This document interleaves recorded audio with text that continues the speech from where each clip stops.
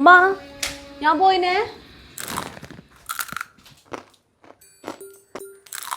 അതാരാ നോമ്പ് കൊടുത്ത് ഭക്ഷണം കഴിക്കുന്ന രാവിലെ തന്നെ?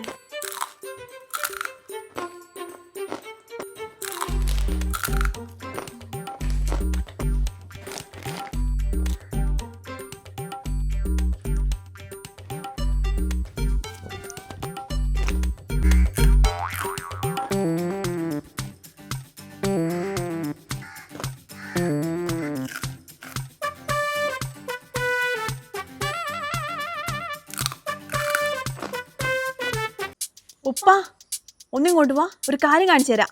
എന്തെന്നാ? ഇങ്ങോട്ട് വാ.